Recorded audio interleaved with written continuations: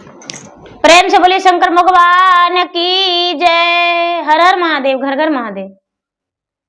गुरु भाई बहना, मैं एक कार्तिक मास स्नान की कथा सुनाने जा रही हूँ, जो कार्तिक मास में अति फल देने वाली मास होती है।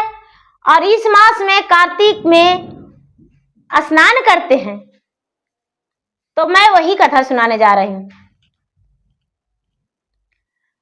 एक बार की बात है, विष्णु भगवान विष्णु लोक में बड़े प्रेम से सोए हुए थे और लक्ष्मी माता चरण दबाते हुए कहने लगे, नाथ आप बड़े मुस्कुरा रहे हैं, क्या बात है, हमें बताइए। विष्णु भगवान बोले, ऐसा कोई बात नहीं है देवी, आपसे क्या बताऊं। लक्ष्मी कहने लगे कि नहीं महाराज, कोई तो बात है जो आप मुस्कुरा रहे हैं। कहते हैं नहीं, कुछ नहीं है ऐसा बात। लक्ष्मी माता हटी कहां मानने वाले थे, हट कर दिए, जिद कर दिए। कहने लगे नहीं, आपको मन का बात बताना होगा, हम तो जान कर ही रहेंगे, और नहीं तो हम चुपचाप बस मौन रूप में बैठे रहेंगे।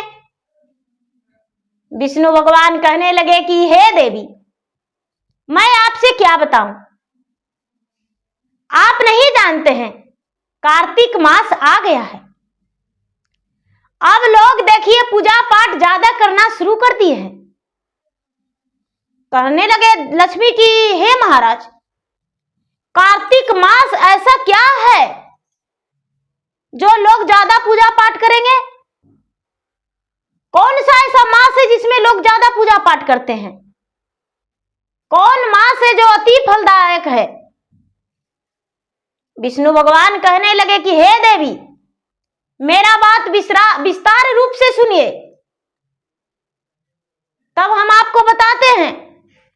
लक्ष्मी बोले कि तो ठीक है, हमें बताइए, इस व्रत को करने से, कार्तिक मास स्नान करने से क्या होती है, क्या फल प्राप्त होती है, हमें सब कुछ बताइए। विष्णु भगवान बोले कि सबसे पहले सुहागिन स्त्री को पांव का बिछुआ नहीं उतारना चाहिए। जब भी पूजा करे तो पांव में बिछुआ जरूर होना चाहिए। बिना बिछुआ को सुहागिन स्त्री को नहीं रहना चाहिए। और जो भी स्त्री पहने वो जोड़ा बिछुआ पहने, वो कभी भी उसके पति पर कोई संकट नहीं आएगा। और दूसरी बात यह है कि कार्तिक मास में जो भी पूरे माह नियम धर्म से स्नान करते हैं, ब्रह्म मुहूर्त में, देव मुहूर्त में, ब्रह्म मुहूर्त में, उसका तो कहना ही नहीं। अखंड सौभाग्यवती होती है और पुत्रवती प्राप्त होती है। वो घर में कभी उसका कोई प्रकार का कोई दुख हो ही नहीं सकता है। कार्तिक मास स्नान करके और तुलसी में जल डाल के सूर्य भगवान को अर्घ देकर लोटे में जल लेकर, और जो विस्तार रूप से शंकर जी का और पार्वती का पूजा करते हैं, दुर्गा के पूजा करते हैं, वो कल्याणमयी हो जाते हैं। लक्ष्मी माता बोले कि तो महाराज, क्या इस व्रत को किसी ने किया है जो ऐसा फल प्राप्त हुआ है? विष्णु भगवान बोले कि हाँ देवी, देखिए मैं आपको बताता हूं। देखिए, पृथ्वी पे एक बुढ़िया थी, उसका 7 बेटा था और घर में 7 बहू थी। बुढ़िया किसी को दान पुण्य नहीं करती थी, कोई पूजा पाठ नहीं करती थी। कोई भी उसे कहता था, पूजा पाठ के नाम लेता था, कोई गीत भजन करता था तो गुस्से और नाराज हो जाती थी। किसी को बात और नहीं सुनती थी। लोग उसके घर कोई बुलावा देने नहीं जाते थे। कोई व्रत में, कोई त्योहार में उसके घर बुलावा देने नहीं जाते थे। धीरे धीरे समय बीत रहा था और 7 बेटा का ब्याह हो गया, सात बहू भी घर आ गई। लेकिन हुआ क्या, बुढ़िया के सातों बेटा निसंतान थे। जब बड़ी बहू आई उसका भी संतान नहीं हुआ, दूसरी आई तो उसका भी संतान नहीं हुआ, तीसरी आई तो उसका भी संतान नहीं हुआ, चौथी आई संतान नहीं हुआ, पांचवी आई तो उसका संतान नहीं हुआ, छठी आई संतान नहीं हुआ। लक्ष्मी कहते हैं कि तो महाराज ऐसे कैसे? बुढ़िया तो पूजा पाठ नहीं करती थी, तो इसमें बेटे और बहू का क्या दोष? कहने लगे कि हे लक्ष्मी, आप नहीं जानते हैं, बेटे और बहू का यही दोष था कि कार्तिक मास में राक्षसी भोजन करता था। राक्षसी भोजन करने से सर पे दुखों का पहाड़ टूट जाता है। कार्तिक मास में जो राक्षसी भोजन करता है यानी मांसाहारी भोजन करता है, उसका पति पे संकट आ जाता है, उसका पुत्र पे संकट आ जाता है, घर में धन की वृद्धि कम हो जाती है, घर में लक्ष्मी का वास नहीं होता है। बताइए लक्ष्मी कि यदि आप पृथ्वी पर भ्रमण करने जाएंगे तो जिसके द्वार पे मांसाहारी भोजन पड़ा रहेगा, क्या आप उसके घर जाएंगे? लक्ष्मी कहते हैं ना ना ना, राम राम, छी छी, उसके घर कैसे जा सकते हैं? तो इसीलिए बुढ़िया के घर में प्रतिदिन पूरे कार्तिक मास में राक्षसी भोजन बनता था और बुढ़िया के बहू और बेटे बुढ़िया सभी मिलकर राक्षसी भोजन करते थे। इसीलिए उसका बहू सब निसंतान थी। जब बुढ़िया के घर में छोटी बहू आई तो छोटी बहू नियम धर्म से पूरे पालन करने लगी।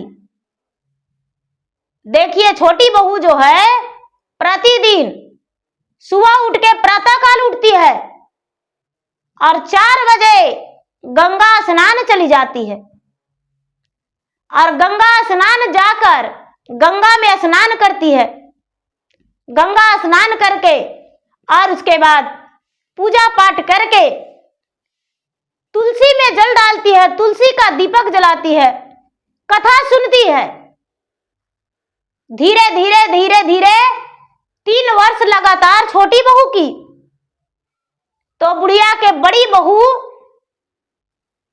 जो थी वो मना करती थी, ऐसा व्रत तू क्यों करती हो, क्या जानती हो जो तू सुबह समय में स्नान करती हो? सुबह में तो, रात्रि में तो स्नान भूत प्रेत करते हैं, तू नदी जाती हो और कोई मांसाहारी नदी में भोजन करती होगी, कोई जरूर जिंदा मरा हुआ जानवर का भोजन करती होगी, कच्चे मांस खाती होगी।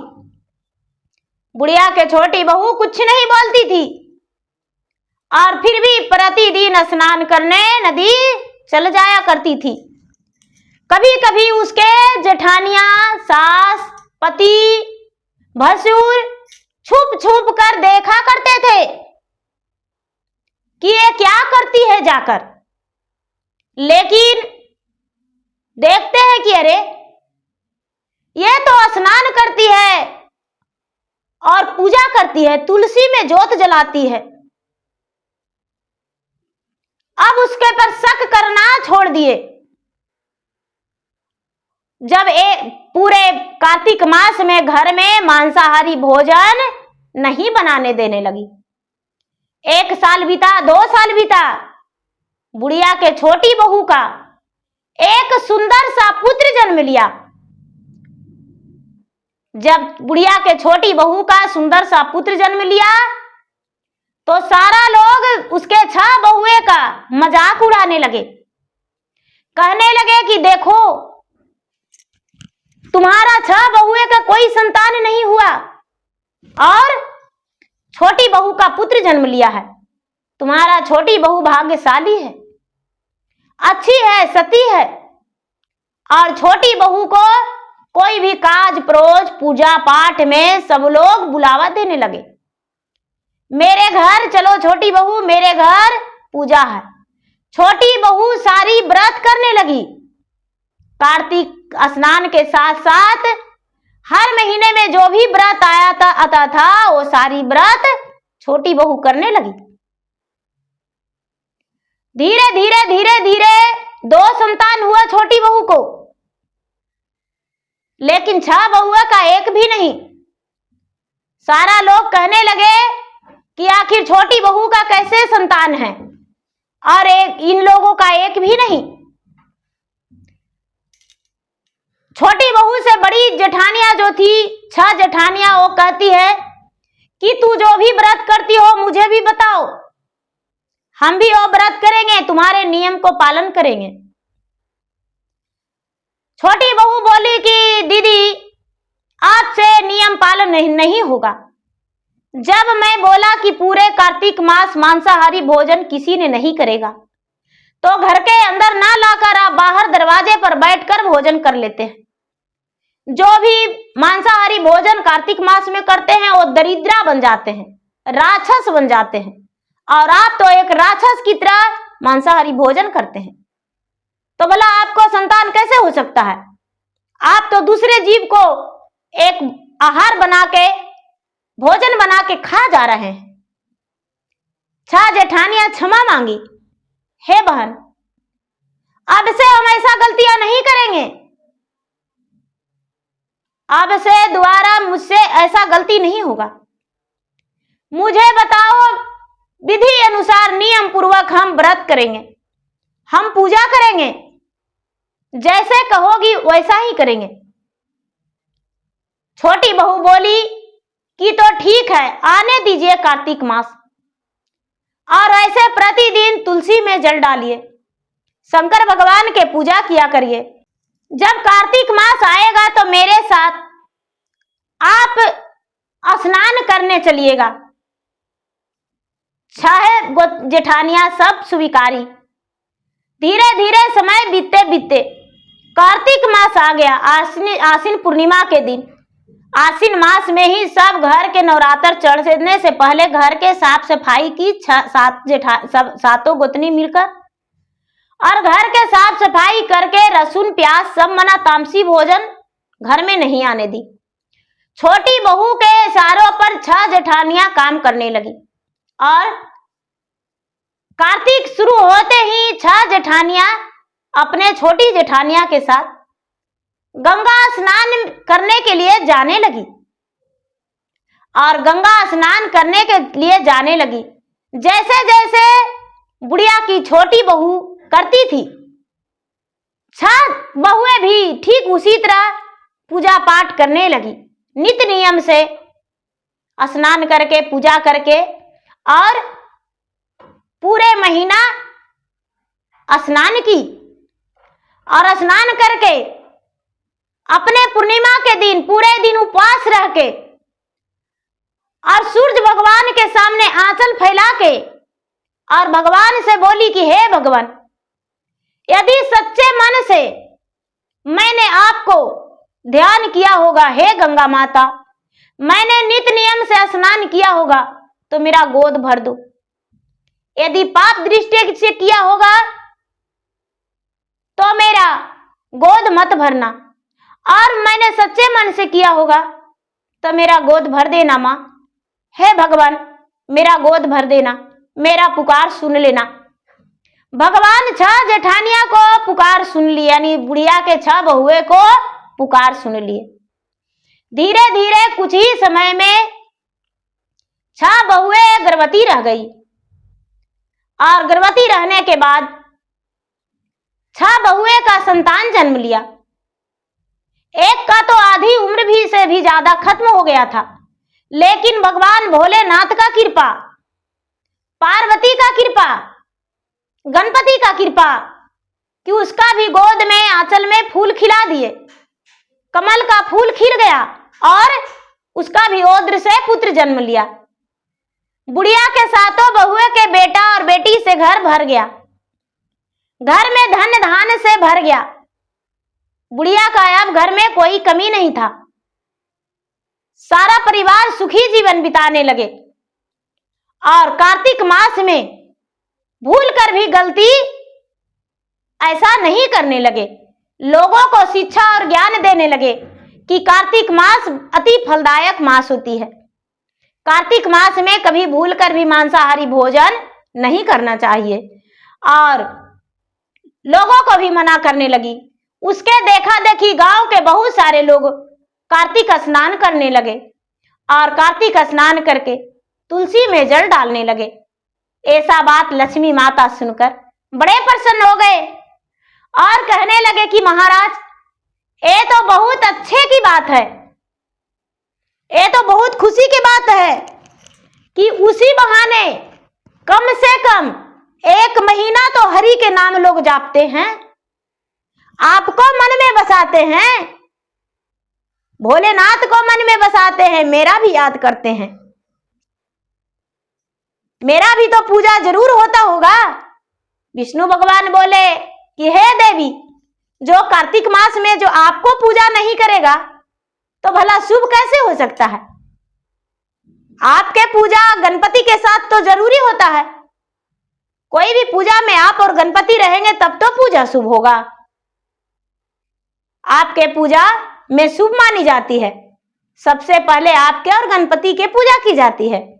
लक्ष्मी माता ठठाकर हंस गए और कहने लगे, मस्तु, जो भी मेरा पूजा करती है सच्चे मन से, वो अखंड सौभाग्यवती रहेगी। विष्णु भगवान बोले कि जो भी कार्तिक मास में पूजा करते हैं वो अखंड सौभाग्यवती और पुत्रवती और घर में धन धान से भरा रहता है। यही कार्तिक मास की कहानी है। ऐसे जब सुनाए तो लक्ष्मी माता सुनकर बड़ी खुश हो गए और सबका आशीर्वाद दिए। तो दीदी, माता जी, जो कार्तिक मास की स्नान है वो ब्रह्म मुहूर्त में करना चाहिए, देव मुहूर्त में करना चाहिए। सूर्य उगने से पहले, सूर्य उगने के बाद जो है जैसे ऐसे नहाते हैं उसी तरह हो गया। कार्तिक स्नान में स्नान करके ये नहीं कि जल्दी जल्दी स्नान किए और जल्दी जल्दी पूजा किए और जल्दी जल्दी काम में लग गए, ऐसा बात नहीं। कार्तिक स्नान हम भी करते थे, इस बार मैं नहीं कर रही हूं। कार्तिक स्नान जो है वो स्नान करके पूजा करके शांति से बैठकर चाहे तो भागवत गीता सुन लीजिए या पढ़ लीजिए, रामायण पढ़ लीजिए या सुन लीजिए, या तो कोई कथा कहानी सुन लीजिए। क्योंकि जो भी कार्तिक स्नान करते हैं ये नहीं कि स्नान करके और तुरंत जूठा बर्तन छू दिए, तुरंत झाड़ू लगाने लगे। झाड़ू पहले लगाना चाहिए, नियम अनुसार घर में झाड़ू लगाकर ही और स्नान करना चाहिए। पूरे फ्रेश होकर स्नान करना चाहिए। ये नहीं कि हम कार्तिक स्नान किए और झटपट पूजा किए और बाथरूम में चले गए, नहीं।